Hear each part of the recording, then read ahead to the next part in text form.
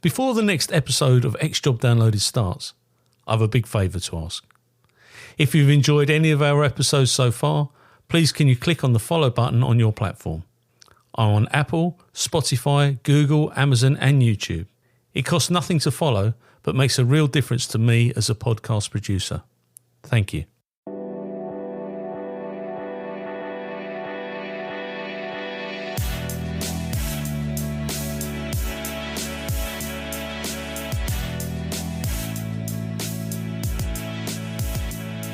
This interview has been tape recorded. My name is Paul Maleary and this is X Job Downloaded. And today we're going to interview Murray Coleman. Now, Murray served with Essex Police. He now lives in Florida. Good morning, Murray, and thank you for meeting me at this unearthly hour. Oh, it's a good hour. It's peaceful. Is it? Whereabouts in Florida are you? I'm about 30 miles west of Orlando and in between Orlando and Tampa, out in the country a little bit. Towards Hernando County? No, I'm in Lake, which Hernando, I think, is right on the coast there. Yes, it's up by Spring Hill, Wikiwashi, and all around there. Yeah, I'm about a less than an hour drive from Spring Hill. Oh, lovely. My parents had a house out there for a long time. But anyway, where did it all begin for Murray Coleman? Where were you born, and what's your life all about? Well, so almost 67 years ago, my father was in the Royal Navy and was based in Malta on the land base there. And he was there most probably for about 3 years. And my mom was a Shoebury girl from Essex, and they actually grew up in the same neighborhood. She grew up on Tudor Gardens and he grew up on Herbert Road, and they were two sides of the same block, and so their back gardens backed onto each other. They fell in love when they were teenagers, and then my mom actually was when he was in Malta, as legend has it, she actually ran away from home and went to Malta because she was under 21, and I think back in those days you had to have parent permission to marry. Right. She ran over there and got married to him in 1954. And then 2 years later, I came along and was born in Malta. Wow. I always sort of laughed that, I could most probably qualify to play for Malta in the World Cup. The only problem is I can't kick a ball. So, but that was where I grew up. And then they came back. We lived in Dorset for a while. And I think I was about 3 when we moved back to Shoebury, where I grew up in the same house that she grew up in. My dad bought it from her mum for about 300 quid back then, and I grew up in Tudor Gardens, Shoebury, till I was 16. Wow! So you did your schooling in that area? Yeah, I did. Went to Richmond Primary School and then Southend High, which I've since found out there was quite a few people from the police that were senior boys when I was there as a young lad. Right. And, fantastic. So what was his inspiration to join the police? What made you? Well, my dad was a policeman.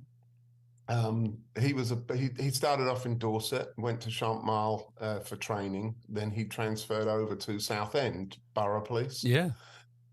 Back in the, I would imagine that would have been in the late 50s. He was a Southend Bobby. I grew up around, it was a very tight family. It was a very wealthy police force. The children's Christmas parties were second to none. We didn't get great presents from I say that we got excellent presents from our families, but the police present every year from the Christmas party was something to behold. We looked out for that. So I knew all the Southend policemen, and I really messed up at school.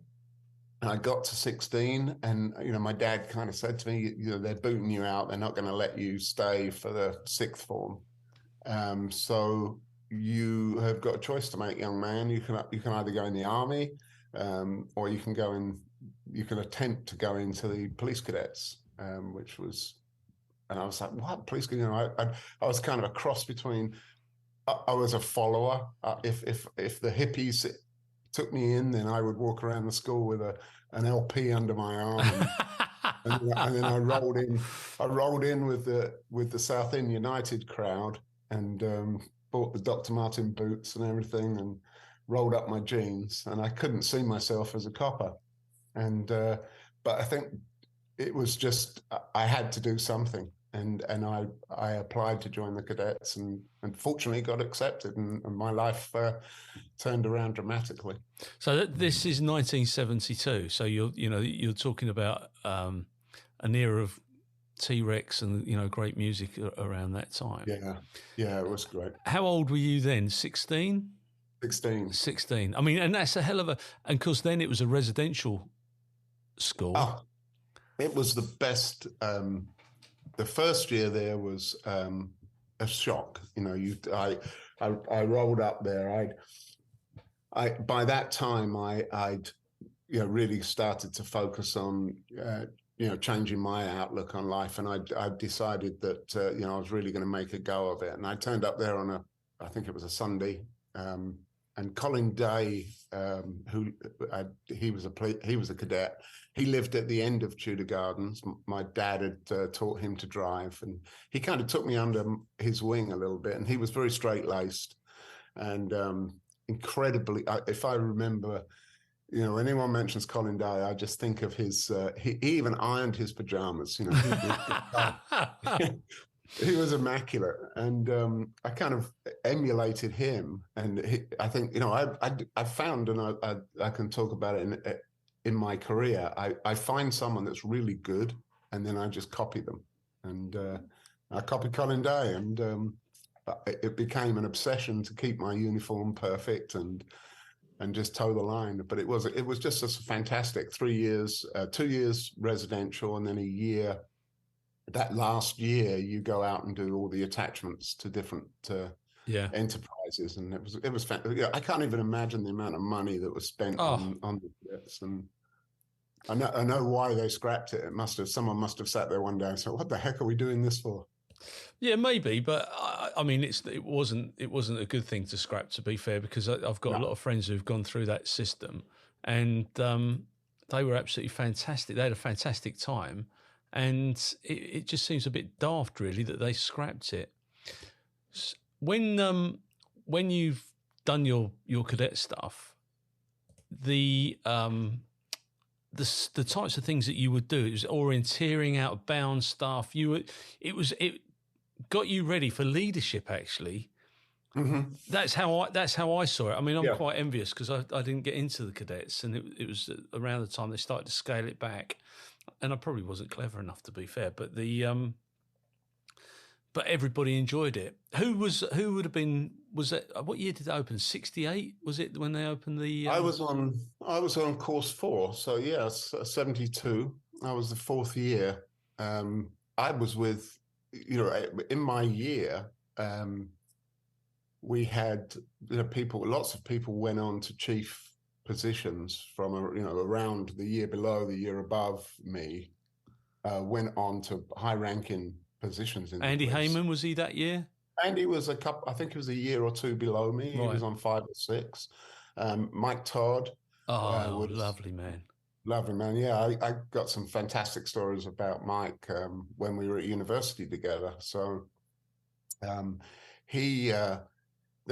was. Who else was in that group? There was, my group were people that ended up dispersing as well. Not all of them stayed in, and right. I stay in touch with a good handful of them. But in Stuart Bynes, who was in my year, I stay in touch with him. He's in France now.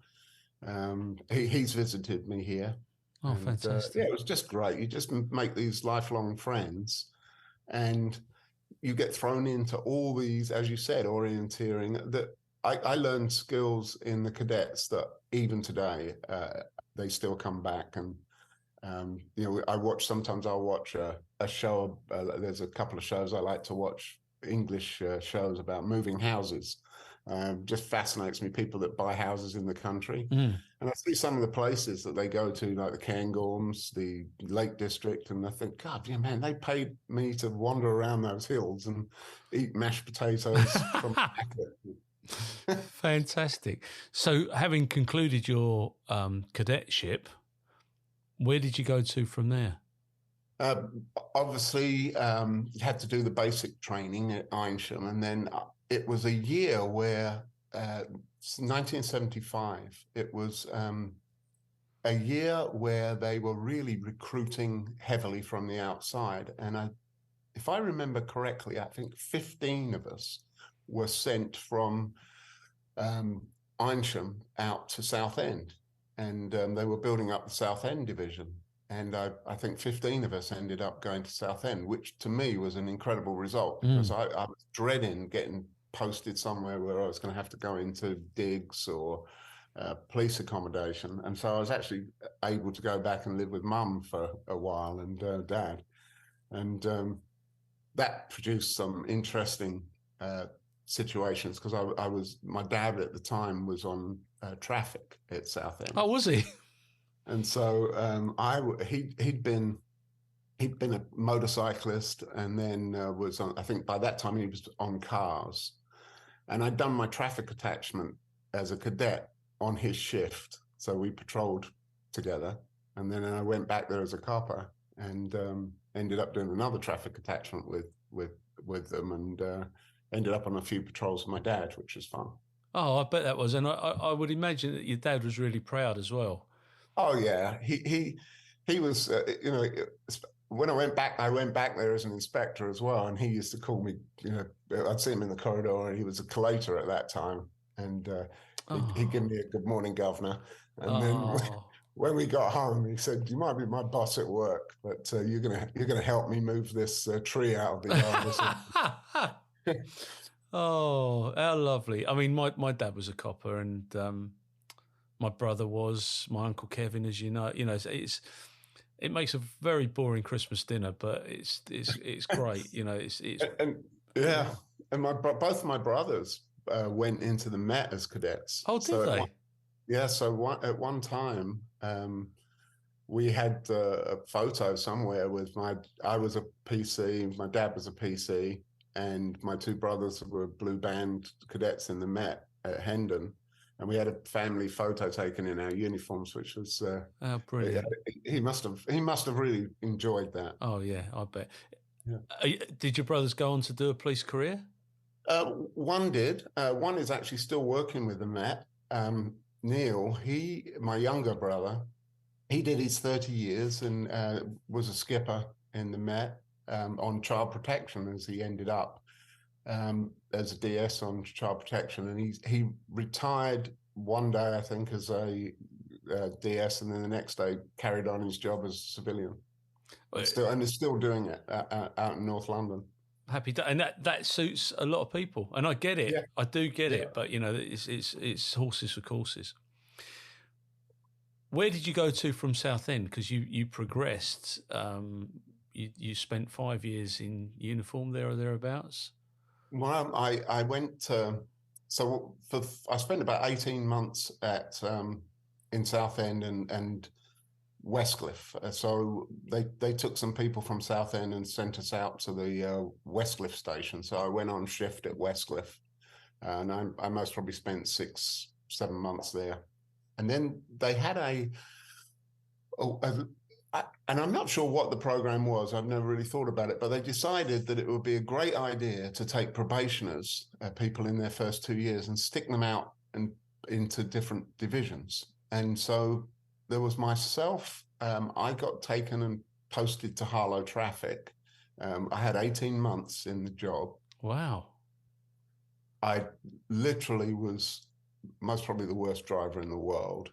And I wasn't a car person. I wasn't interested in cars. I didn't know one end of one from another. I could check the oil. I had a standard driving ticket that I'd got when I was in the cadets. They gave me a temporary area car ticket for a while.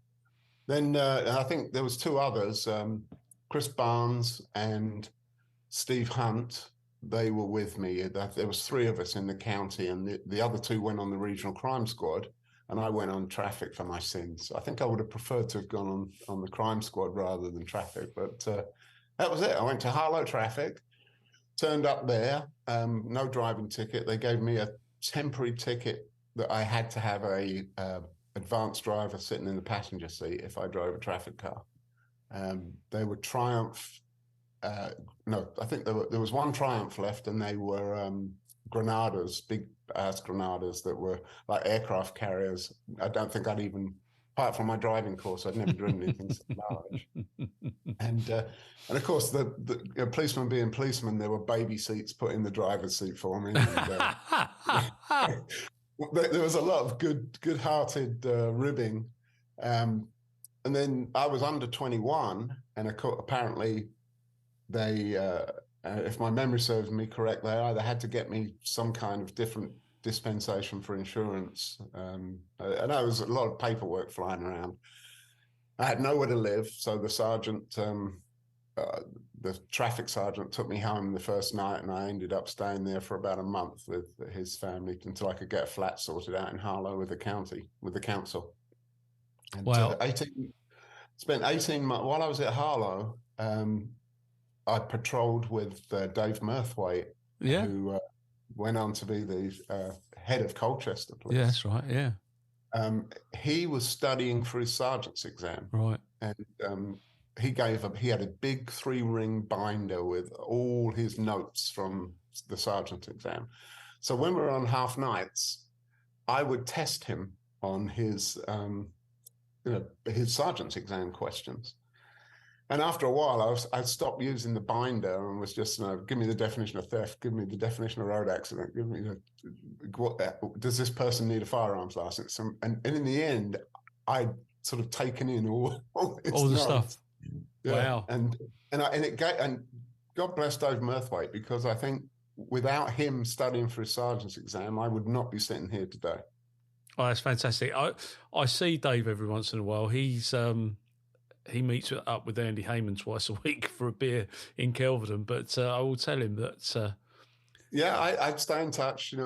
He visited us here. He was on vacation over here, and I'm not a golfer, but I had access to lots of golf courses, and I think I set him up with a couple of free games of golf out here. Nice.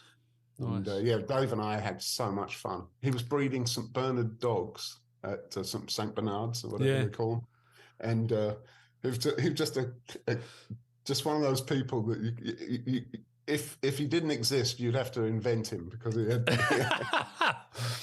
Yeah, well, you worked with our Kevin, my Uncle Kevin, and I got to know Dave quite early on in my life, because my brother was on the back of a scooter. He won't mind me telling you.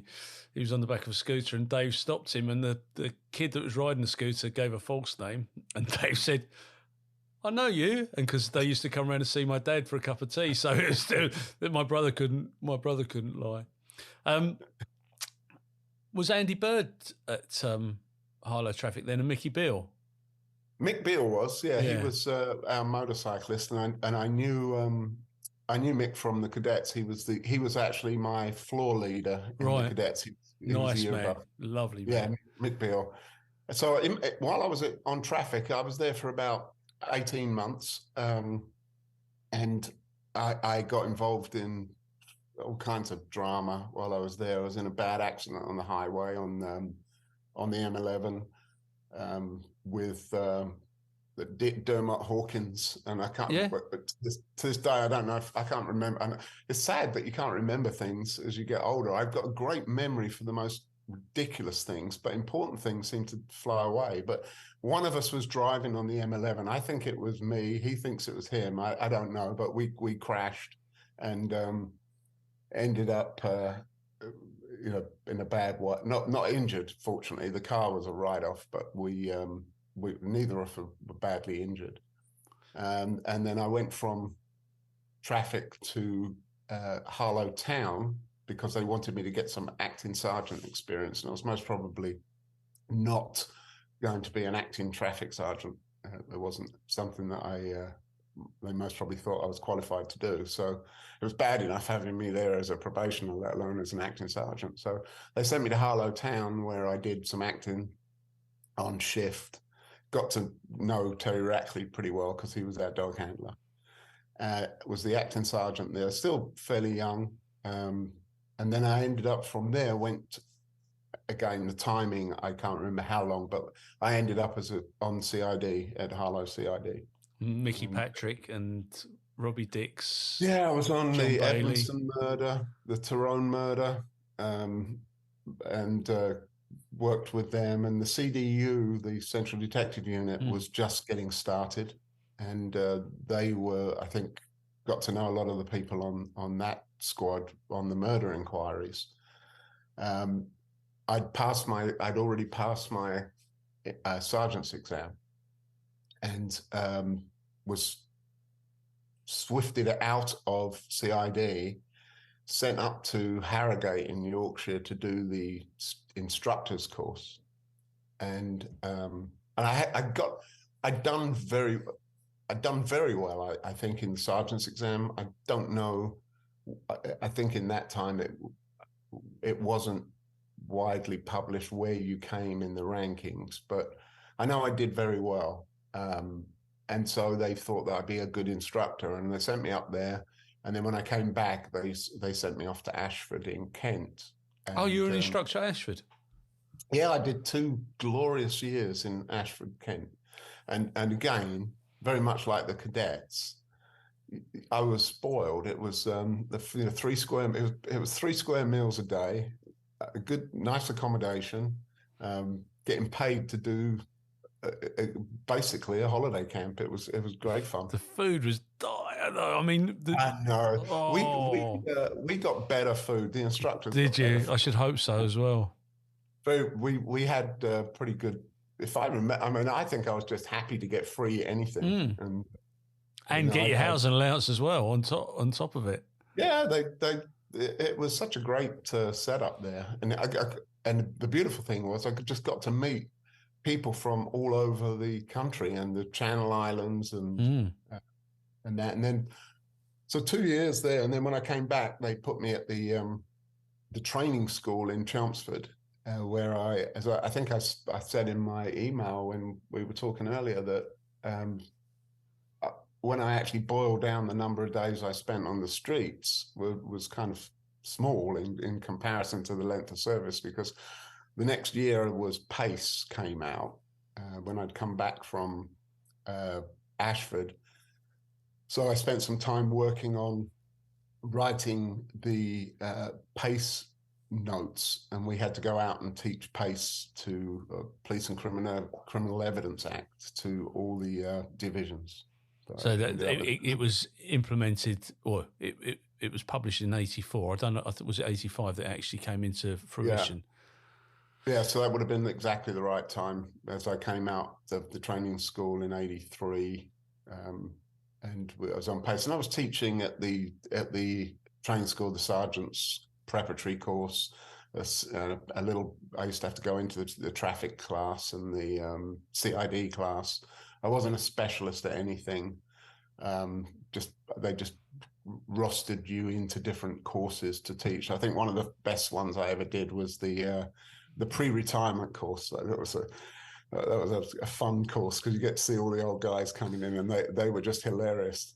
They didn't care, did they? And they were just so grumpy, half of them. So were you one of Hedgethorn's cadets then? Were you one of John Hedgethorn's cadets? Yeah. So I was just going back a little bit, but because he was into his race walking and he was a character, to say the least. Yeah, it's such a hero. I talk about him a lot. And again, whether the stories are true or not, but it doesn't matter. They're still good. But he used to race walk from Woodham Ferrers to the school in Springfield. And with his dog, he had a dog, Great Dane Tustig, and I don't know if it's true, but the legend was that the poor old dog passed away one morning while he was walking, and he literally carried it to the cadet school. But Wow. he was quite the character. And then when in the last couple of months, something came up about him. in a conversation with someone, and I thought he was an old man. You know, when I was 16, I presumed he was an older guy. And then when I realized that he was very young when he actually died as well. Yeah. He wasn't you know, hadn't seen old bones. No, he hadn't. No, he didn't get the benefit of his pension, that's for sure. No, but he was a character, and he looked like a squadron leader from the Spitfire.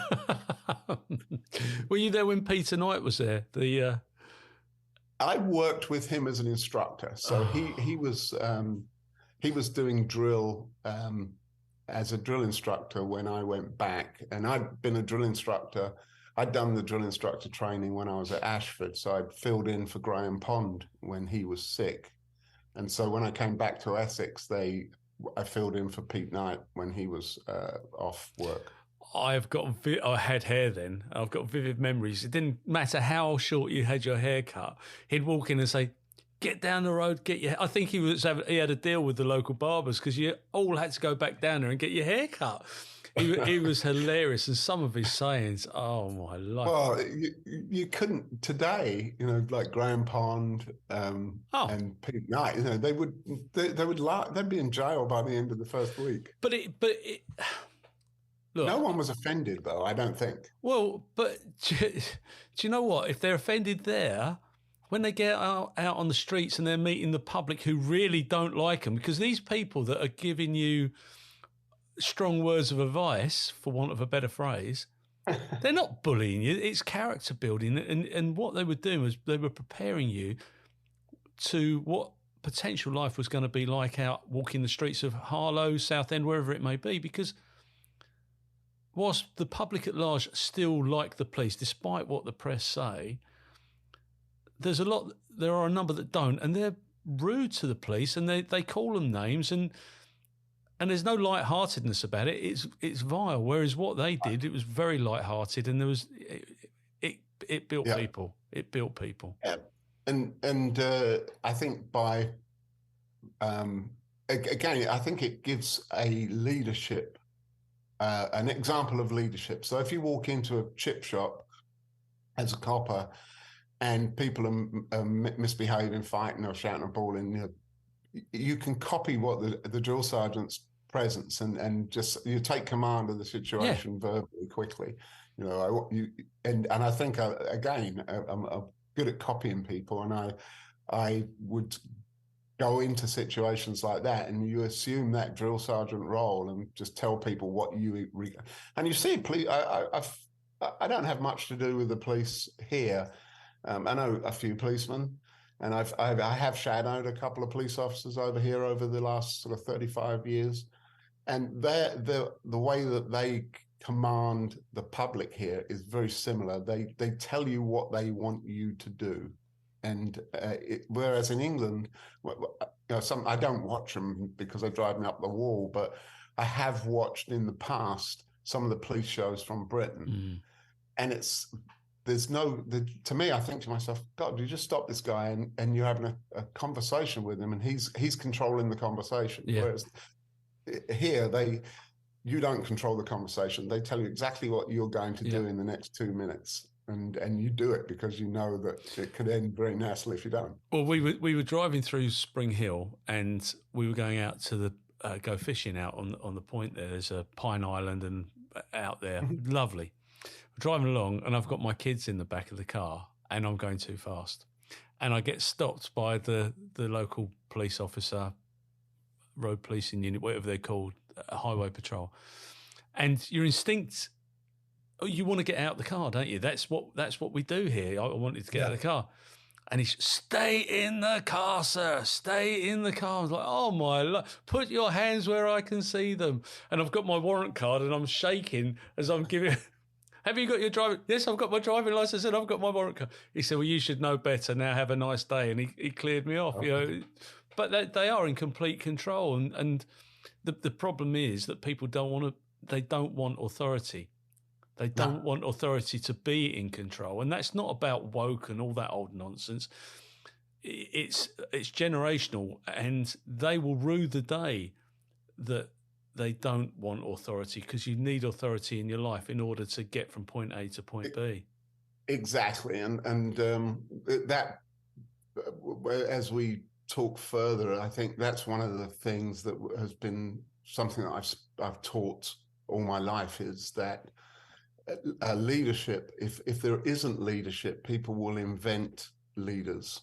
And when there's a leadership gap, people will fill it. Yeah. And, I made a career out of just that simple process, that if you don't lead your people, then someone else will. And that comes back from my theory of people want it. People want a dad, people want a mum, people want a teacher.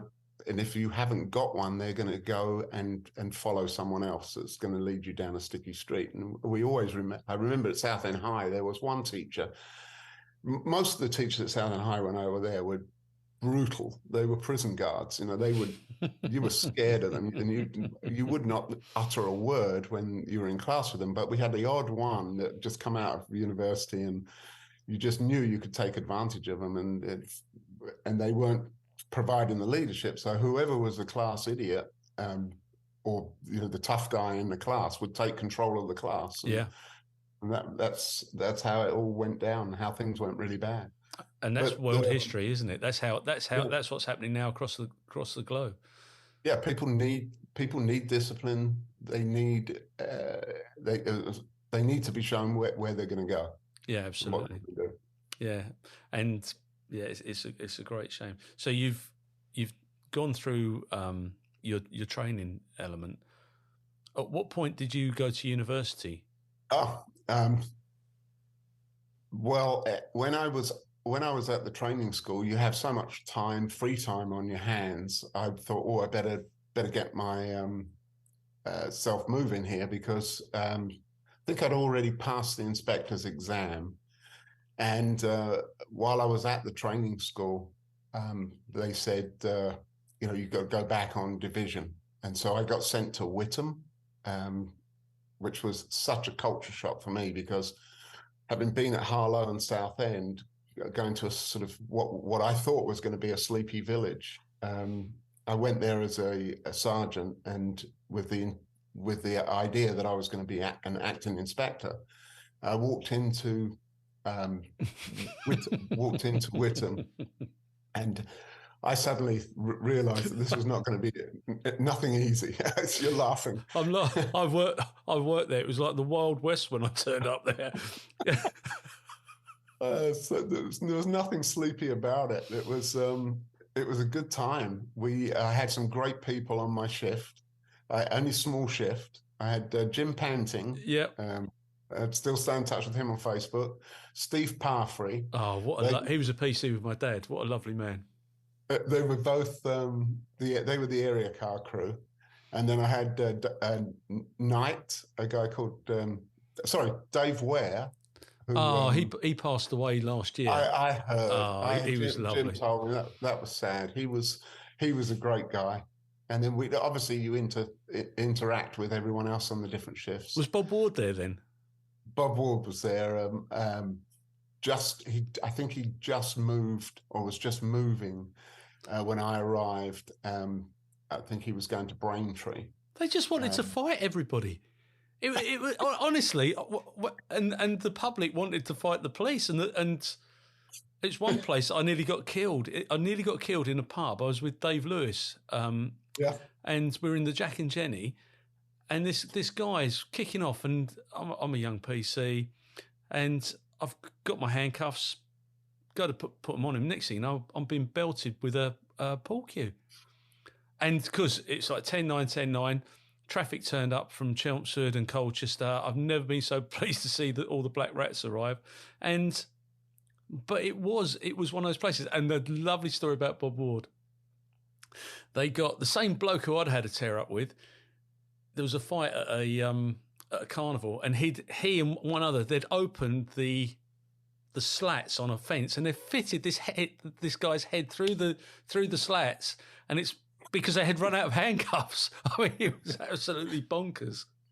Yeah, the pubs there used to just kick off every now and again, and there was a couple of I remember a young villain by the name of Colin Budd. And he's literally, dead. He's dead now. Oh, is he really? He got shot by if I've got this right, if I've got it wrong, I'll change it. But he got shot by a guy in a gun shop. Oh, really? He went in to rob a gun shop, and the guy. That's not smart. No, it's not smart. And the guy behind the counter pulled a gun and shot him. Oh, and went on to work for Essex Police, and I'm going to interview him in a fortnight's time. Oh, excellent. Yeah. Well, I just remember some of the names of the villains that used to just come up, and you just guaranteed that if you went anywhere, you'd find these people creating mayhem. And I lived in Whittam, and so you'd take your hat off on the end of a shift, put a sweater on, and go in the pub and be chatting to the people that you'd just been dealing with. Canerney's. You had the Canerney's, you had Julian Cooper, you had Jeppo. I mean, Dave Jepson is still kicking along. He's he's in his late 80s now. I had Trevor Fisher on my shift, bless him, he passed away. Yeah. He was a lovely fella. There was one of the beat men, and his name just went completely out of my Julian, I can't remember his last name now. It Dawson? just went out of my head. Who? Dawson? Julian Dawson? No, he was a beat. He'll come to me in a minute as I talk, but he ended up being, he was, a typical beat village bobby, and he ended up working at a housing development in near Chelmsford, and my parents actually had bought their retirement home there, and he was just such a great help to my Julian parents. Julian Cooper. And sadly, he's got dementia now. He won't want me to discuss. Yeah, but we still see his daughter Maria. He's lovely. And his brother Tony was at Braintree.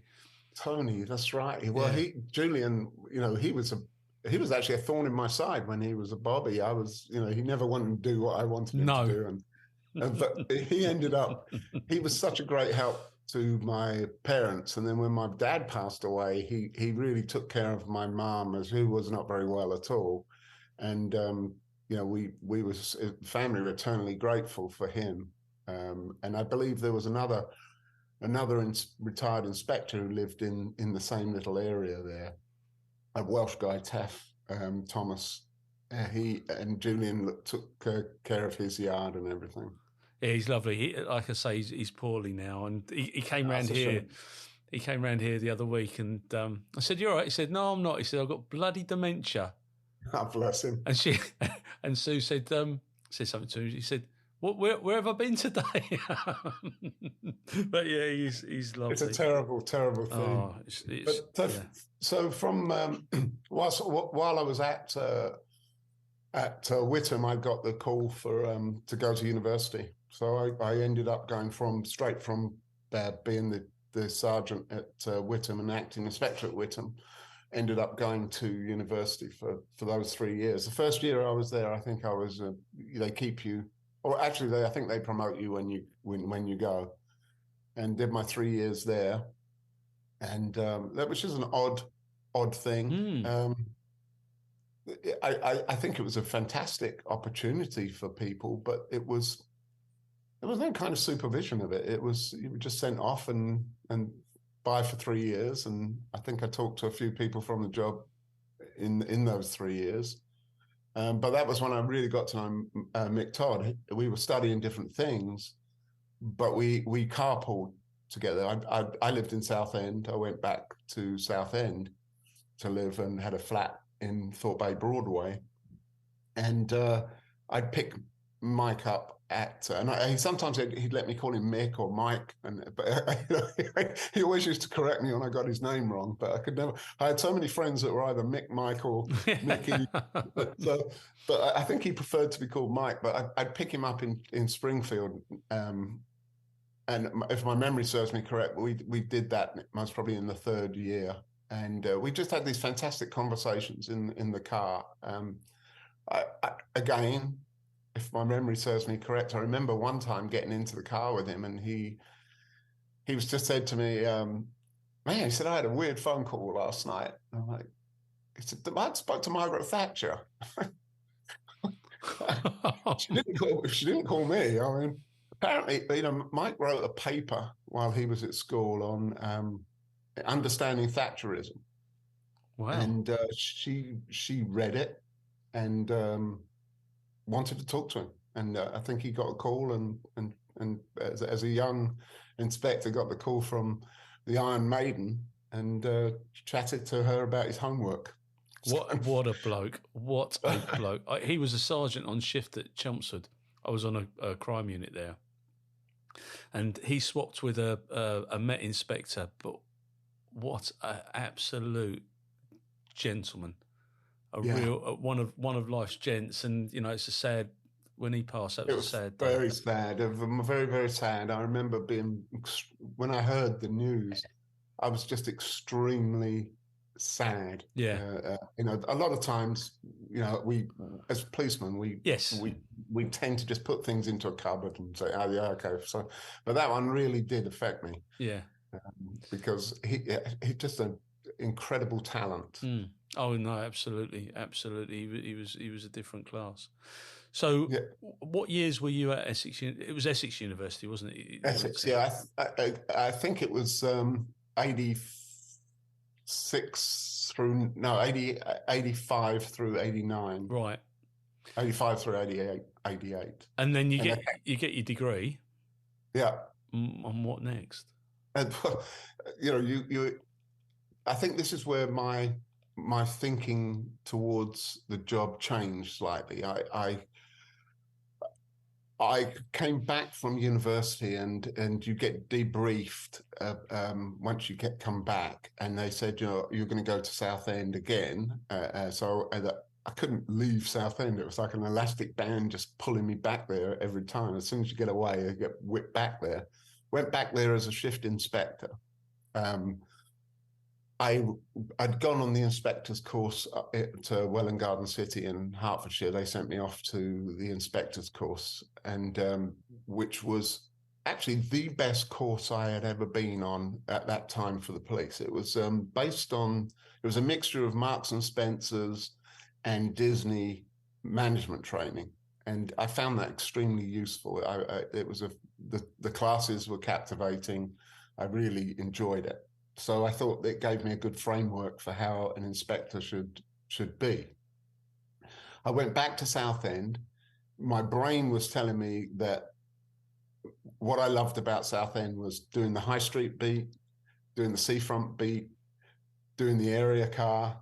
I'd never really thought about what the inspector role was. I got called in one morning by the chief superintendent, and Southend was still Southend. It was still there was still that.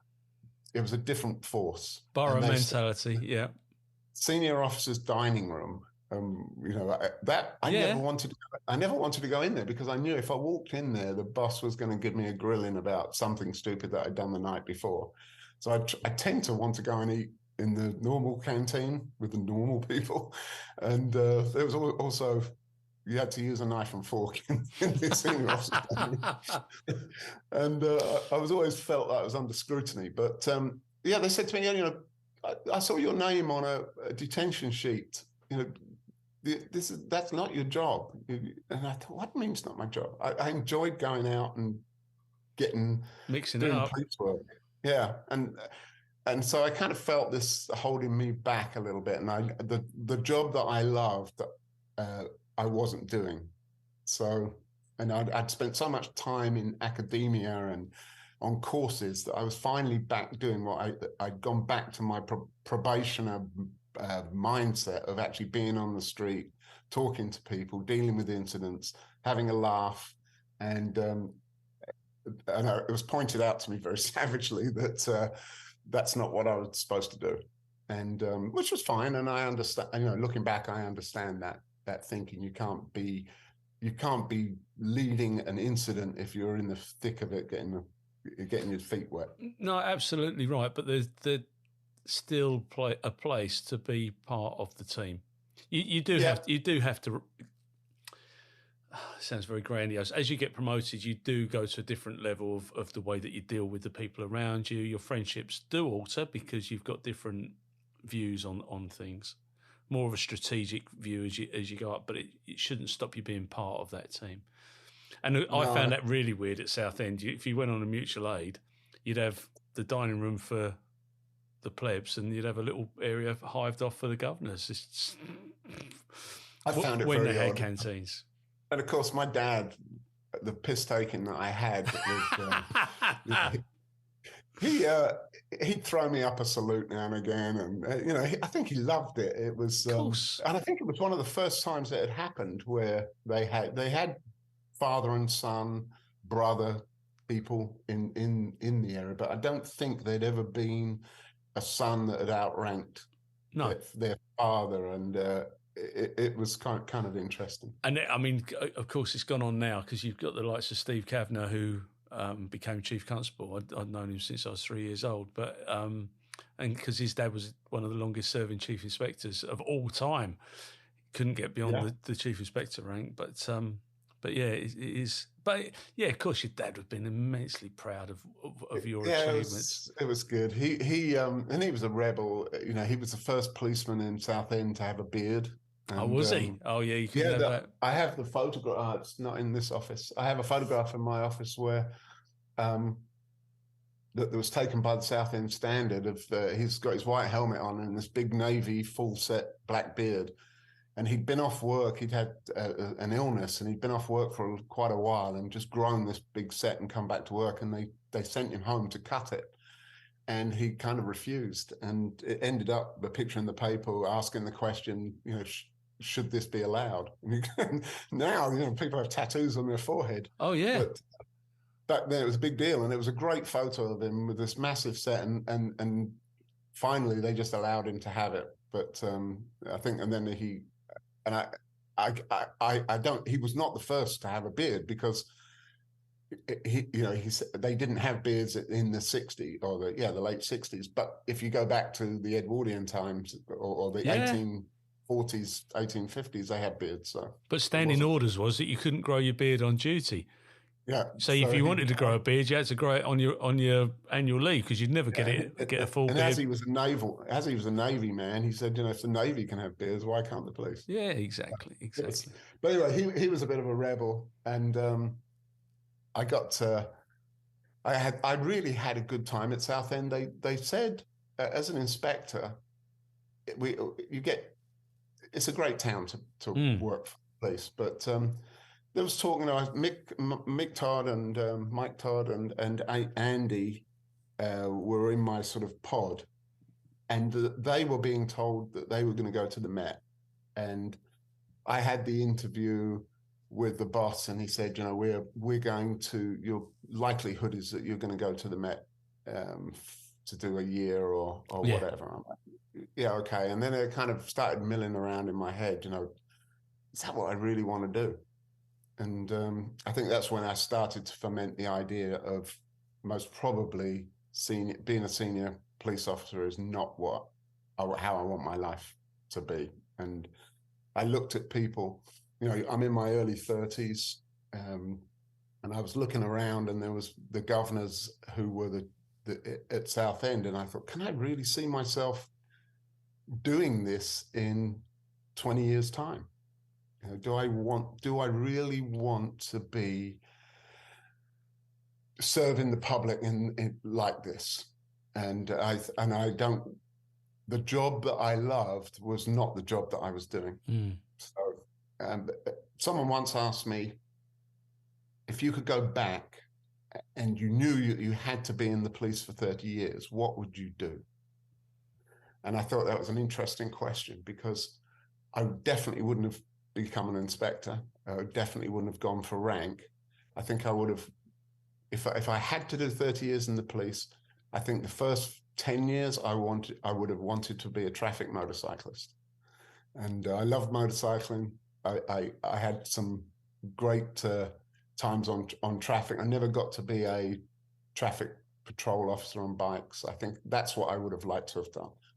Most probably giving tickets and being on that side of it, but just having the freedom of going on. And like everything, it's like if you work in a candy store, you don't like candy.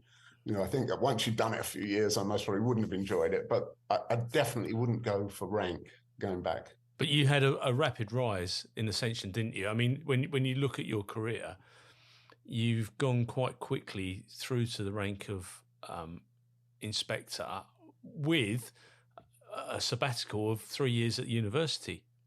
So you've had quite I mean, I was a long way down the line before I actually got promoted to sergeant. And then I was very lucky. I got helped by, I had some great bosses and they encouraged me to go on it. And I walked out with a chief inspector's pension. So, yeah, but it's all sorts of courses. But I admire you, and we'll come on to that in a second, because I tell people now, if it's not for you, when the fun stops, stop. And you really grabbed that because you were in a stage where you were effectively pension trapped. You'd already got over that 15 years. And to push for the next 15 wouldn't have been that difficult, but if it wasn't for you, then it wasn't for you. Yeah, and a lot of people said to me, "Oh, was it the money? Was money a factor?" And to be honest, it wasn't. And it crossed my mind, but I never looked, because you think at that time I thought that being a chief constable, I thought, well, you can get a lot of money being a chief constable. And then when you look back, and I look back with hindsight, they don't. The pay is not astronomical. And even if you got to that pinnacle, the interference with your personal life, at that stage, you're literally 24 hours a day, you are acting a role. Yeah. And it's like being a politician. And I could not see, even the press scrutiny as an inspector was insane. I would get. I lived in Thorpe Bay. I was a member of the golf club there. I don't play golf, hate golf, but the beer was cheap and there was nowhere else that you could walk to. Thorpe Bay doesn't have any pubs, so you either belong to the tennis club, yacht club, or the golf club. So golf club, and I'd get people in there, try and trick you into saying things that you knew that they were working for or were press people. So the invasion of your personal life was a factor, but the money, I didn't look at that. While I was at university, you do get recruited. There's law firms, especially. There's a lot of law firms. A lot of them would want to get a former police officer on their staff as a lawyer. So there were some talks with different law firms, and I saw the same problem, or my brain was saying the same thing as the police. It's another career where I'm working for someone, and I'm going to have to assume a role that I perhaps don't want. That's not how I want my life to be. Yeah, it is. So how did you make that change? What actually happened? How did you get to, well, you're in Florida now, but what happened? Yeah. You left in 90? This was 89, yeah, just the end of 89. My wife at the time, I say wife at the time, typical policeman. My wife at the time was American, and she was from Michigan. And I'd spent lots of time in Michigan while I'd been in college and university. And then I got to know some people in Michigan. And I wanted to carry on my education.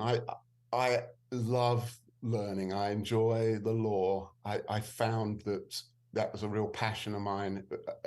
I didn't do great in university because I'm definitely someone that will skate by. I'll get to, if it's something that doesn't interest me, I'll do just what I have to do to get by, and whatever interests me, I will excel at. And I was really passionate about labor law. I had oddly, being a policeman, the only contact I'd had with labor law was the miners' strike. And my grandfather was very a northerner. My dad's dad, he was from Hartlepool area. His family were miners. And so there was a lot of family discussion about which way the miners' strike was going. And I really got interested in the history of trade unions. And in America, the unions are very, very different. So my intent was to go back to college, do a master's, do my LLM, and maybe focus on labor law. And that was my initial intent. So I ended up coming over to the States, left the job with a full intent of going back to school, and that never happened. And unfortunately, I'm glad it didn't happen, because it gave me a year to really reset my brain. I took all these different jobs, part-time jobs. I worked in a department store selling ties. I worked as a bartender. I worked as a bouncer, little 11-stone me. But my police training, unarmed police officer training, came in so handy that I made a little business out of being a doorman bouncer at a bar, and then I taught other barmen and the bouncers how to extract people from bars and how to deal with people in violent situations. And I never realized I was an expert until you suddenly go out and think, oh God, all those pubs fights that we had in Southend taught you a lot. And so I did that for a while, and the department store where I was selling ties, I'd lied. I'd given them my CV, and I'd kind of cut out a load of stuff. I just wanted a job for the holidays, for the Christmas time, because I found out you got a 25% discount for being an employee. And I wanted to buy some suits and stuff, and I thought, well, I can work for this department store and get me a discount. Anyway, at the end of the Christmas time, they called me in and said, "Hey, what are you going to do now?" And I said, "I don't know. I'm still looking around. I haven't decided what I'm going to do." And I'd had a job set up, a real grown-up job set up, which hadn't really panned out. And so the lady said to me, "We have an opening in human resources." And I'd been applying for human resource positions, but I hadn't got the background for that because I wanted to get into labor. I wanted to work in labor and work with unions. And I just, all the stars and the cards aligned, because this company that I was working for as a tie salesman, the company was called Dayton, Hudson and Marshall Fields, which was a large department store. And when I say department store, it wasn't like Cadets or Debenhams. The store that I was at, there was 950 employees. And where was this at the time? What? This was in Michigan, just outside Detroit. Right. And she said, "We have an opening for a human resources person." And I said, "Yeah, I'll take it." And it was basically just employment. I was screening applicants to be perfume sellers, and can you squirt your perfume on people as they walk through the door? And then that 3-4 months into that role, it was horrible. It was boring. I was not enjoying it. And all of a sudden, the United Auto Workers showed up at the store and started this process of trying to unionize the department store. And I said to the boss there, I said, I'll tell you why they're going to be successful. And he said, "Tell me why, young man."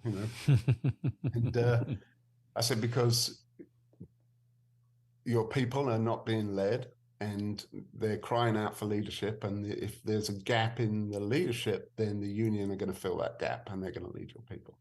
He said, "Write something up." And that was it. And I got promoted to regional, what was it? I think it was called a district manager for human resources and labor relations. And I went from my little cupboard where I was working to have an office with a window. And we got I went through a couple of union campaigns in the Detroit area. That settled down. They wanted to keep me with the company, so they moved me to Florida, where I was in charge of human resources for another branch of the company. And so I think when I look at my CV, I'm a 5-year block person. So Right. Yeah. I had my 5 years as constable, 5 as a sergeant, 5 as an inspector, basically. And then I was starting my 5-year with this one company. So I came down to Florida.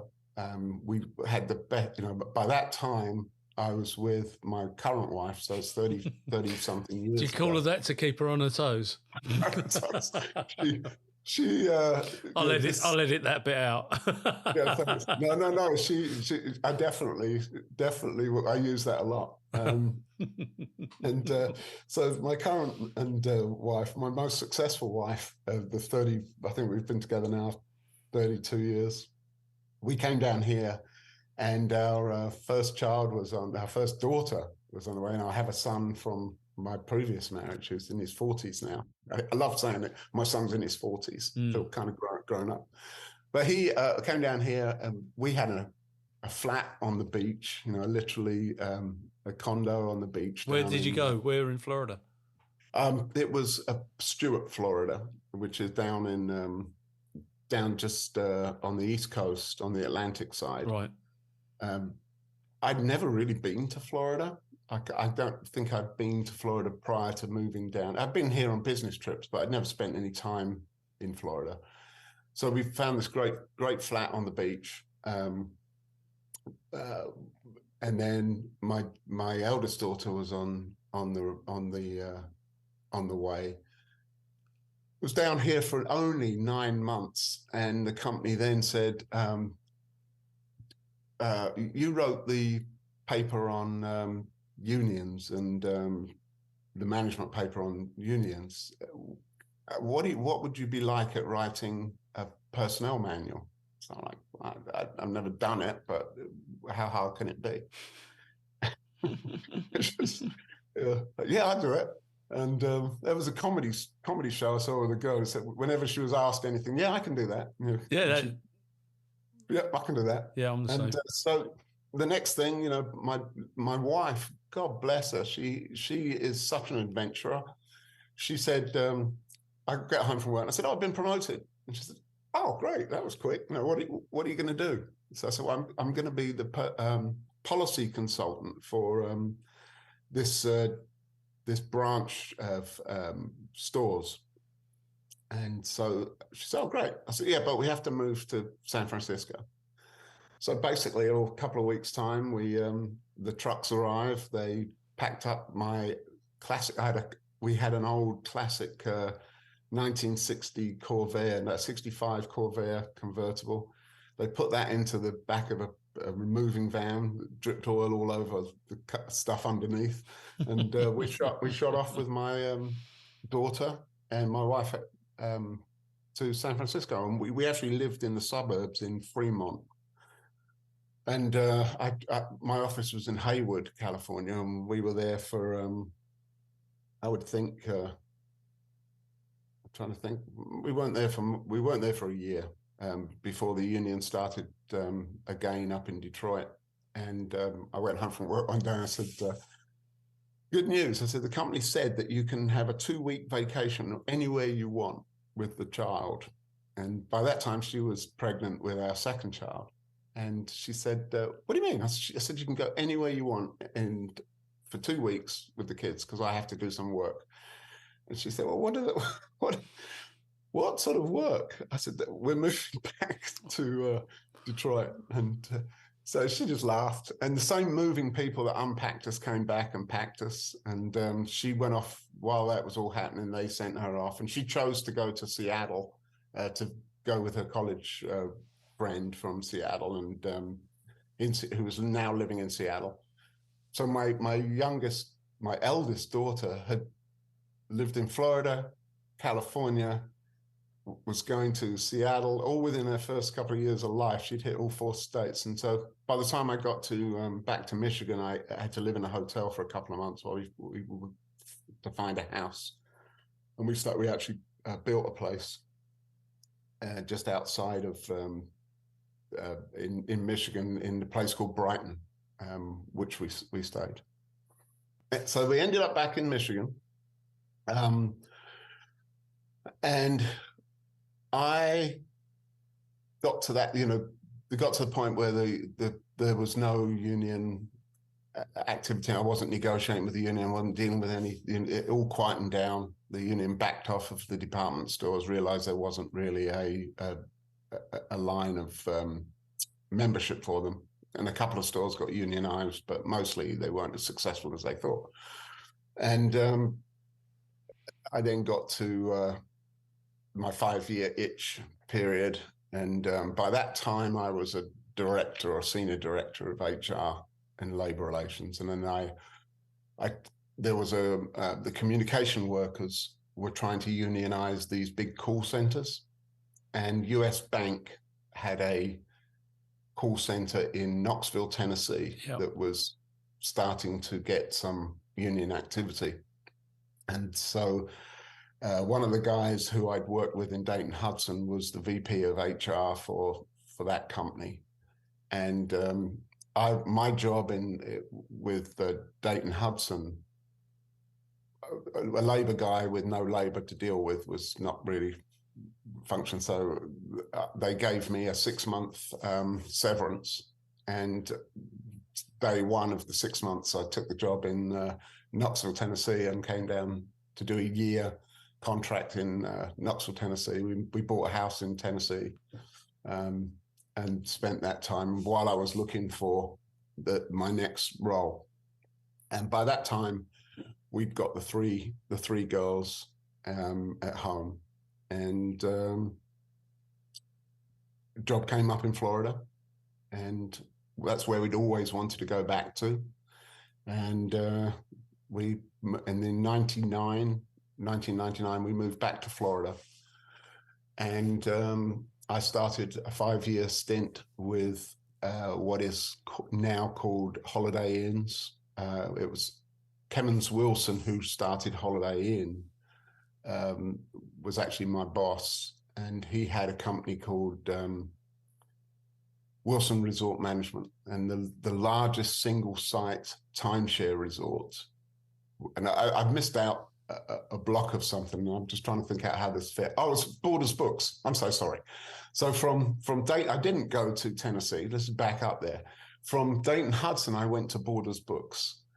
Borders Books were having Borders Books. Yeah, I know. Yeah, so Borders Books were having union issues, and then I got recruited from Dayton Hudson to Borders Books. I've just eliminated 5 years of my life. So we stayed in Michigan for Borders Books, and the 4 or 5 years with Borders Books, and from Borders Books I went to Tennessee. Borders Books was a fantastic time. Went there as a labor guy. I was a director of labor relations. They had live union campaigns. They had union negotiation. We had a leadership void. So there was lots of stuff for me to do. I was training managers. I then started traveling, and I traveled. I didn't travel so much with Dayton Hudson. I'd be in one place. The stores that I was were within a short flight. Maybe I flew to Chicago now and again, but with Borders Books, I had the whole country, and I think in 1 year I flew 64 cities. Wow. Visiting these different border stores they were from Alaska to northern Maine, Hawaii. They're all over the United States, and going in, assessing the risk, training the management staff. And again, it got to, sometimes if you're good at your job, you can eliminate yourself. And the union situation there settled down, and they found another role for me, which was helping them with their international expansion. And so with Borders Books, Borders Books is the reason why I do not like traveling. It kind of burnt you out. And we opened up in Australia, New Zealand, London, Liverpool, Leeds, Brighton, as they expanded internationally. And I was I think at that time I was the director of, I think they called it, I get confused with ranks, but you got a director works under a VP. So you have the VP of Human Resources, and then each division, you're like the VPs, the chief superintendent, and Yeah. all the divisional superintendents. And I was a director of international human resources. Went over to Australia. We opened up Melbourne, Sydney. We opened up Auckland in New Zealand. And I would fly from Detroit to LA, LA to Auckland, Auckland to Melbourne, back to London, and then home for the weekend. And then sometimes I'd do a 2-week trip, Brutal. but very rarely. And it was exhausting, absolutely exhausting. So, and then after that, that was where we ended up. That was where we ended up going 24 years ago, or whatever it was, to Knoxville. And then job came up in Florida, came down to Florida and did my 4.5 years because the Wilson Resort Management were going to internationally expand. And their first one was Jamaica. So I kind of got recruited on the premise that I was going to help them with their international expansion. And that never happened. So I ended up being the vice president of human resources of a 3,000. I'd gone from 35,000 employees with Borders books to being the VP of HR for, I think it was 3,000 employees. Right. And I did it. I didn't enjoy it. It was back to sort of just, there was no adrenaline in it. It was just basic running a human resources function for a company, which is not the most exciting of jobs, for me anyway. I'm sure a lot of people enjoy it, and then that was it. I kind of retired. But you haven't retired, have you? Because you're doing realty now, aren't you? Are you involved in that world? Yeah. So my wife, by that time, 20 something years ago, my long-suffering current wife had been, absolutely loved it. She was like me. We get itchy feet after a while, but she wanted to go back out to work, and be out of the house. The kids were at school, so she decided that she wanted to sell houses. And so one morning she goes off and she gets her real estate license, and I'm doing the slog with the HR thing, and we got a nice house in Claremont, the town where I live now. Yeah. We bought a beautiful house. Kids were doing great. We had this, the normal American lifestyle. That's when Murthwaite came over. Actually, he came over and drove, and I've got a photo of him I had a 64.5 Mustang convertible. I got a photo of him sitting on my driveway. Wow. in the Mustang. And again, I'm not a car person. I don't love cars, but that car I did love. Murthwaite visited me there, so we ended up. She ended up going off into real estate, and I didn't pay too much attention. I wasn't a very good husband. And then one day I was just, at the time I was doing my own taxes and books and whatever, and I hadn't paid much attention to her. And I said, "Where the hell's all this money come from?" And she said, "Real estate, I said, "What? How much do you earn?" And she said, "Well, I can sell a house and I can earn this." And I thought, "Well, good for you." Anyway, it got to the point where she'd been promoted into to running a real estate company. So she was the broker, and how it works here is the broker is a person that runs a real estate company, has agents under their license. So you have a broker who can be paid to do a real estate transaction, and they have agents that work for the broker. And I think she opened an office and she had about 65 agents under her. And I would love to have just 65. So she had 65 agents. And then I ended up getting fed up with work, slogging, doing the HR thing. And we were in a position where I didn't really have to work. I got to that age where I would have been thinking about retirement in the police. Mm. Some of my friends were retiring, and I thought, well, I'll take a couple of years off. And and work out what I want to do. I didn't want to work for anyone else anymore. I got to that point where I was like, you know what? I don't want anyone to tell me what to do anymore. I'm gonna set my own roadmap out and take it. So she graciously allowed me to come and look after the kids at home. And she said, well, you can help me with real estate. And that didn't go well because, she'd say, oh, you can put a sign out in the yard for sale sign. I said, well, you could do that. You're passing there anyway. She said, no, this isn't how it's going to work. If you want to work with me, but there's a whole story there. But I ended up helping her a little bit and got fascinated by the real estate world. And because it was contracts and it was law and there was stuff and there was people that I could teach. And so after a couple of years of just helping her out, she was recruited by Keller Williams, which is the largest real estate company in the world. So it's they say Keller who, because it's, you see Remax and you see Century 21. No one really has heard about Keller Williams, but that's the beauty of them, is that they encourage the agents themselves and the brokers themselves to brand their name. The Keller Williams is just the machine behind it. Yeah. But we were in America, we have about 120,000 agents in Keller Williams throughout the United States, and then worldwide, they're in so many different countries. So she got recruited by them, and she was on a no-compete clause with her realty company that she was with. And so she had to do a year where she couldn't recruit, she couldn't do anything. And so she assumed the role of a coach with Keller Williams for a year. And she'd been recruited to open an office in Claremont.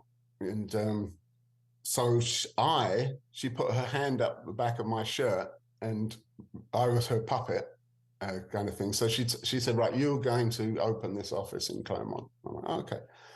Well, she opened this office in Claremont and built it to 165 agents in Claremont. Wow. And just naturally progressed. I just fell into working with her, helping her with training and the law side of things. We had a broker that I missed a bit there. I'd started a couple of little companies on the side, just things to keep me busy with compliance-based companies and marketing companies for support companies. So what I discovered is there's some things people don't want to do. And if you can I can build a business around doing the things that people don't want to do. Yeah. So people don't want to manage databases. Agents didn't want to manage databases, create marketing materials. Okay, I'll do that. People didn't want to do compliance. Okay, we can do compliance for you. So find something they didn't want to do, then build a business throughout it. And then again, the stars and the universe aligned. The broker for her company, who was a broker for 5 different companies, decided to get out of the business. They needed an emergency broker. I got my license, my broker's license, so I stepped into that role about 4 or 5 years ago, and then created the company that I own now, which is Brokerage and Compliance Services. And I broker 20 real estate companies. We do about 4 billion in business a year, and then we have we sell. Let me rephrase that. We sell $4 billion worth of residential and commercial real estate. Wow. I have there's about 20 between 2,600. Between 2,600 and 3,000 agents under my license. Wow. So you haven't packed up at all, have you? What? You haven't packed up work at all? You haven't retired? Well, I don't believe in retirement, to be honest. I don't think retirement's just going from one job to another job that you're not paid for. And apart from your pensions, because what happened when I did do my retirement test, I thought, oh man, I love bass fishing. I love sailing. I could, I can get up in the morning, the kids go to school, I'll go bass fishing, I can go sailing. After a while, I'll go fishing. It's like, I'm going fishing again. Well, I've got to do something different. Yeah. And I had this horrible view. Retirement to me, when anyone says to me, retired people, I see myself in a flat cap and a Tesco bag going around and getting my bacon and eggs. So, but yeah, what I've got is freedom. I've got the freedom to work and run the company from wherever I want to be. My wife has the same freedom with her job. She sort of got out of the real estate world. She sold houses for a few years in the early days, and when she went into the management leadership role, if a friend of hers says, we want to buy an investment property, she'll help them. And her license is actually hung in one of my companies in a referral company. So now she can't even go out and show people houses if they wanted. But she is such a brilliant business coach. She helps people with startups and with running companies in improving their business in any field. So she works for a company called MAPS, which is a coaching company. And she now coaches coaches. And she has a coach. So the coach that coaches her, the coaches coaches. So everyone's coaching each other. But she's very brilliant at getting people from zero to hero in their business. And she does a podcast as well with accountant and CPA called the ABC Business Show. And so we both can be anywhere we want. We've recently have decided that we're going to spend the summer months in New York State and then spend the winter months in Florida. Whereabouts in New York State? We bought a house out in on Lake Ontario, up on the northern shore, nice. The northern shore of New York State. We actually can look across Lake Ontario to the skyline of Toronto. Beautiful. My wife grew up pretty close to there, so that's where we're gonna spend. Our boat is up there, and so we've decided that that's where we're going to do this split living. But who knew? Who knew that this boy from Malta via Southend? Who knew that you were going to have the successes that you have? And that is absolutely brilliant. And there are days when I packed up, we set up X-Job, which is a recruitment agency for former police officers, and we've got a services site called X-Job Services where former police and military, they advertise their businesses. I can't pack up. I cannot, and that's why I do this, because it highlights the great stories like yours. I've got a question of you, though. You were there in 2001. What was that like as an Englishman living in the States when the World Trade Center came crashing down, 9/11? What was that like? It's everyone says it's funny how quickly we forget the horrors of that day. And when anyone asks me the question, where were you? And it's not so much where I was, it was what the heck went through my mind. I was at the time I was the VP of HR for Wilson Resort Management, and I was sat in my office and I had a television up on the wall. And when I came in the morning, I used to switch on the Sports Center on ESPN, and watch. In the background, I'd have the all the NFL news going on. We were just starting the football season, so I was kind of frantically working out what trades were going on with the players, and it was up on there. And all of a sudden, they broke the breaking. My assistant came in and said, "Put it on CNN. There's been a plane crash." So what went through, I like everyone else thought, oh my God, there's been an accident. And then when the second one happened, we were in a resort next to Disney. My fence of my office is, I hear lions and tigers, and because the animal kingdom is within Right. 100 feet. You know, I'm right on the edge there of the Disney complex, and there was talk at the time that Disney was one of the targets, and so, you know, we evacuated. I got the kid. I called my wife and said, get the kids out of school. You know, so she got the kids. We packed up, got home, and it was. I'd been at the World Trade Center.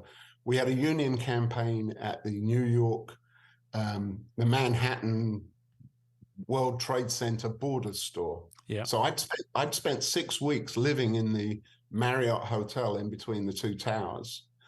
I'd got to know lots of the wait staff in the Windows on the World restaurant at the top of one of the towers. The guy that I sat next to at Southend High School, Bob Wall, was a director of IT for the bank at the World Trade Center. I had friends from Leon C that I kind of, you know, not friends, but, you know, people that I knew from Leon C, not close friends, but people I'd sailed with. I knew that they were working there. So there was this whole day of not knowing. You know, Bob Wall, I actually ended up tracking him down, and he'd gone that day. They'd gone to look they'd gone to the 13th to look at a warehouse to put some new servers in, and hadn't gone to the office. Crazy. Wow. It still lingers here, you know. It's still that horrible. Everyone compares. Whenever something happens, you know, it's now become a benchmark for whether something's a tragedy. You know, the other day someone said on the news, you know, this is 4 times the amount of people that died in the World Trade Center. You know, it's become that sort of thermometer of angst. And how do you feel about, you know, because the big debate is around gun law, how do you feel about the gun laws in the US compared to the UK? Because obviously since you've gone over there, we've had the tragedy at Dunblane, and the, you know, firearms are effectively outlawed here. Yeah, I know it's a very passionate discussion with American friends. I've lived here longer than I've lived in the United Kingdom, and when I passed that benchmark, that road turn, was a pivotal time, because I went from, and I don't know why, it just happened a couple of years back. I went from, I can't believe why people have guns. You know, I can go down to my little shop in Claremont, and chances are that, you know, over half the people in there will be carrying a weapon. My agents carry weapons. You know, I've got agents. I have to write policies for where you can carry a weapon. I used to think it was stupid, and why don't they just take all the guns away from people? And then I started to read some history of the United States. And I don't know if have you ever watched Yellowstone? I've just started. Some friends of mine in New York told me to turn me on to it. So if you watch the one of the spin-offs called, I think it's called 1886. My wife and I started watching Yellowstone. You know, I don't really watch television, so I watch YouTube. I pretty much anything. I watch YouTube, and I just now and again we'll get onto a show that we'll watch, and we'll watch football. But she said, "Oh, I want to watch this Yellowstone." I said, "Yes." I sat there and watched it with her, and then we watched the spin-off. That 1886 will describe why Americans carry guns, right? Because our house was built in 1888, and at the time my house was being built, you literally could shoot and kill someone and not face any consequence. It was a lawless country. And that is not that long ago. No, it's not. And generationally, it's passed down, and that we have to protect ourselves, because if we don't, we're going to, back in 1886, the government was killing people here. The government murdered all the Native Americans. You know, all of them, or murdered most of them. Yeah. The American government, which basically was a sub company of the British government. Yeah. So this country was born because of guns. And there's this inbred fear that someone will come and take guns away, and that is where the mentality of Americans is, that we need to protect ourselves because we're not going to trust the government. And if you look at the police here, the respect for the police is very low. Now, my town, we have 36,000 people live in Claremont. We have an 85 police officer department. The Claremont Police Department's 85, best equipped, fantastic cars, fantastic uniforms, highly, highly respected, very, very well armed. They, long guns, so everything, SWAT vehicle, tanks, happy to have them. But you go on to Baltimore and you go to DC and Detroit, Chicago. We're basically one step away from another war, a civil war. Yeah. So, I think you're right. I do get passionate about it because I used to think it was stupid, but now I actually realize why Americans have guns and Brits don't. We're not afraid we're more afraid of external problems in Britain. Yeah. No, but I thought I'd ask because it's relevant, and I have some heated conversations with friends in New York and Louisiana, and and they're still my friends, but we have some interesting conversations. And you talk about 1888. That was 6 years before the building that's behind you, Tower Bridge, was built. Tower Bridge, 1894. Tower Bridge is one of the newest iconic sites, if you like, of London. So it puts it all into perspective. Yeah, it's very, I don't walk out each day thinking I'm going to get shot. No, in the 20 years I've lived in Claremont, we've moved houses, because as the families changed, we started off one house. We then moved about a mile away to live on the lake. And when the kids all moved out after they finished school, college, we ended up moving off the lake into a more of a community for ease because we were traveling so much. Yeah. So we had, and then now, I think we've moved 5 times within the city, and I have never. The police have shot 2 people in the time that I have lived in this. Our Claremont Police Department has shot 2 people, and both of them have been armed males in domestic disputes that are pointing guns at policemen. And you point a gun at a policeman, you're going down. You're going down. That's it. But there's not been any incidents that I know of or have heard of involving the public and firearms. So, but when I've been in some terrible situations traveling, when. That's what I said, I traveled so much. I'd get to some places and you couldn't fly. After 9/11, it was very difficult to fly with a weapon. You'd have to check it in, and different states had different rules. So you'd end up in Chicago, which is a no-gun city, which has more the irony. The irony, So, it's a coined phrase by the police here. The only thing that stops a bad man with a gun is a good guy with a gun. So, that's interesting. I worry. I'm very, I worry about, and I've trained all my kids how to use an ATM machine, how to not be a victim, and you don't. It's not in your mind every day, but sometimes you'll just, sometimes I'm reminded. I'll be out for lunch and I'll see someone come in and they'll take their coat off, and you'll see, they're wearing a shoulder holster, and you just kind of look to see if they've got a badge on their belt, and because sometimes you just think, if this kicks off, I'm in the wrong position. Yeah, absolutely. It's not an everyday thought. It's been absolutely brilliant talking to you. Thank you so much for your patience today with the technical side. What's the name of your wife's podcast, by the way, before I... It's the ABC Business Show. Okay. She's... my kids always laugh about us traveling.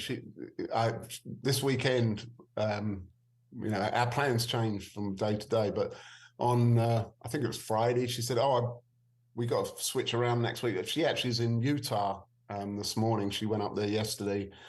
She's got a meeting with her company and she'll be back tomorrow. But she all part of this stuff, they just trying to help people. And as the economy changes slightly, businesses need help. Oh, yeah. But we kind of run our own separate things. Although when COVID happened, we both ended up, we share an admin assistant. In fact, we've had an assistant, and we ended up moving everyone we started working out of the house. Right. And so we have 3 offices in the house now. There's my wife's office, my office, and my assistant's office are all in the house. It's kind of odd, but very nice. It worked. I don't think we'll move back to real offices. It works really well. It does. I'm not in an office all day. I normally get into the office about 5 a.m., get my emails sorted out, get stuff done, and then the rest of the day I'm just wherever I want to be. I met a client yesterday, though, in London, in Blackfriars, and they're an international firm, and they were saying that they've noticed a real difference with not having people in the office, people gelling, even the local economy, local pubs, restaurants, accepting that people will have more. They haven't got more money because of the economy at the moment, but to spend with their families, so they're saving in some ways. But yeah, it's interesting. Well, before I say cheerio, as we do in England, I'd just like to say thank you so much for your time today. And have you got anything? This is an old police phrase which you'll recognise, but anything to add, alter, or correct from our conversation for the past hour and 42 minutes, which has been absolutely brilliant. I know. One thing I do well is talk. Paul, it's been great. I had no clue. I like the way you do this because I don't know what you're going to talk about. You could have talked about anything, and I know. I thought basically we were going to talk about my police career.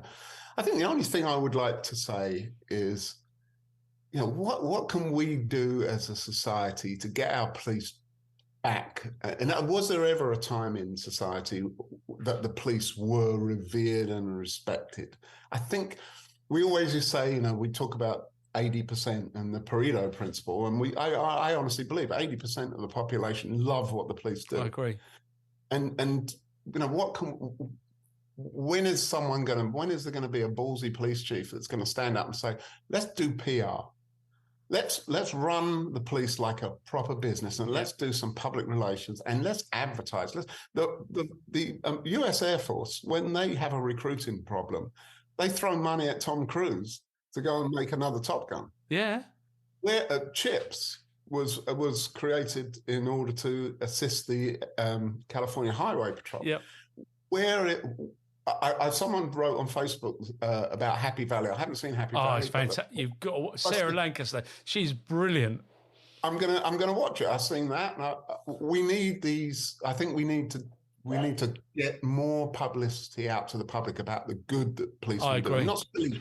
Not silly shows where you're putting a camera on the back of a policeman, but something that shows the good side of the police, the fun and everything. But anyway, that's just and I'm with you. And on that note, I get fed up with the politicising of the police service. Yeah, I joined the police without fear or favour. It wouldn't matter where you came from, what your background, history, section. It wouldn't bother me because I would treat you with the ultimate respect and fairness. And I get it that people don't do that, but deal with those people. Yeah. Don't deal with me because actually that wasn't me. But I think that we need John Hedgethorn's back. We need Murray Coleman's. We need Paul Maleary's, because actually, if you didn't clean your shoes when you came into the office, you might get ridiculed, but you'd clean your shoes the next time you came into the office, and that's how it was. If you didn't have your hat on, then you'd be dealt with. And my lovely friend, Simon Williams, I vividly remember leaning out of his window, calling, "Get up to my office now. I want to see it because they weren't dressed in the appropriate way. And I think that we've accepted, or they have accepted, low standards. Yeah. And as a result of those low standards, we're now reaping the benefits. And I'm not saying there weren't corrupt officers when we were in the police, because there were. But a lot of it would have been weeded out through Ashford, and strong supervision. And because they don't do that now, there's no regional training centres. When you joined, Murray, you would have had a home visit, irrespective of the fact your dad was in the police. Oh, yeah. An inspector would have come round and said to you, "Why do you want to join the police, young man?" Brian Palmer. Well, what a lovely man. He was my chief inspector at Whittam. And he used to say to me, every time I got in trouble, he'd say, "Oh, do me a 57," because he knew if you gave him a 57, a report, it would all be sorted out. And he was lovely. But there's none of that. It's all done online. It's all done, by people that, with the greatest respect, they don't know what a good police officer looks like, because they don't come from a lot of them don't come from a policing background, so they don't know. And this is no disrespect to them, but they don't know what a good police officer looks like. Right, and that's the difference. Just one pass in, and my final comment, because I could talk for hours on this. But you know what we've done with the police is we have a shanty town. And what I mean by this is that we made the most perfect police force in 1836, whenever it was, 1837, when they created the police. And all we've done for the last 200 odd years is stuck bolts on it and stuck other stuff, extensions on it. Yep. No one. We get a new chief constable and they say, "Oh yeah, we're gonna put policemen on bicycles, or we're gonna go out and meet the public." All they're doing is, we've still got the 1830s police force that we've bolted on stuff. Someone needs to come in and say, "Here's the police for 2023. This is what the police force should look like," not a corrupted version, and corrupted in the no. I know what you mean. A corrupted version of our historic police force. We need a new police force. Yeah, and we do. I've sat and I've tried to write what I would do if I would say, "Hey, Murray, you can have Wales as a gift. What do you want to do with that?" I said, "Well, I'll create my own police force." And I've sat down and actually tried to write what my new police force would look like. And it's not easy, but it is possible. It is doable. There's too many teams. We could talk for hours on this. Murray, anyway, I'll let you go. Will you be coming back to the UK at any point? Oh, yeah, I come back 3 or 4 times a year. Well, when you do, please let me know, because the building, if you had the real building, the Tower of London, if you'd like to come to the Tower one evening with me when you're over and bring your family, I'll take you in there for a beer. I'd love to do that, Paul. Thank you. Yeah, we'll be there. My son, son comes over, I go over there. But I think our next trip is in June. And so brilliant. Well, look me up, please, because it'd be lovely to meet you. Thank you so much for your time. I'm really grateful, and enjoy the rest of your day in sunny Florida. Thank you, Paul. Take care. Take care, mate. Thanks. Bye-bye.